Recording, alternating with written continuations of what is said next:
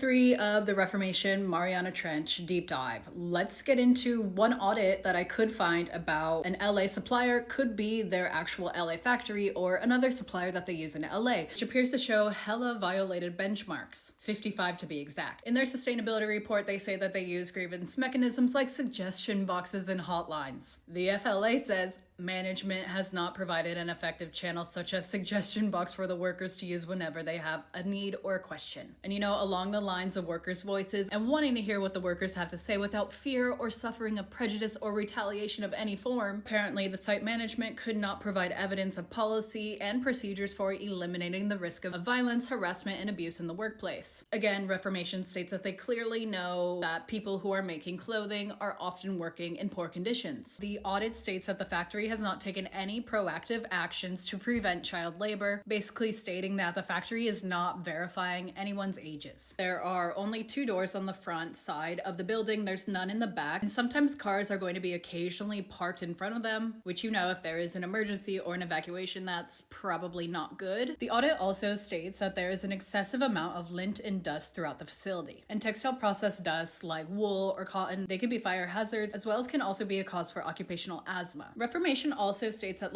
we don't have time for toxicity in our lives, our clothes, or our factories. And as a company that is very much targeted at women, I find it very interesting that this benchmark regarding women and reproductive health would be violated. Female workers are not aware that chemicals that they may be working with may affect their reproductive health. The factory has not provided appropriate training related to chemical safety to the relevant workers. Again, with toxicity, chemical products are not properly stored, and apparently management did not provide any evidence of SDS materials available for any of the chemicals present in the workplace. Apparently, they could also not identify an SDS station. SDS are safety data sheets, and they are very, very important to have when you are working with chemicals, and I think it's a violation of OSHA to not have these, because these data sheets are basically going to provide everything about the chemical that you are working with, and if there is an emergency, you need to know exactly what to do and exactly how to react. Oh, and also regarding OSHA, apparently the site has no policy or procedure for reporting injuries or accidents. The required OSHA logs are not being recorded or maintained, and that apparently the management provided blank OSHA 300 forms, and they didn't have the past 5 years of records, which is what OSHA requires. I will say that this may be updated somewhere, but it is not published. Things could have improved, but in my opinion, it seems to be quite a lot of very serious violations that are happening here, especially by a brand that says that they value their workers by including fair wages, healthy work environments, and better people practice. And also that it's one of their biggest responsibilities as a fashion brand.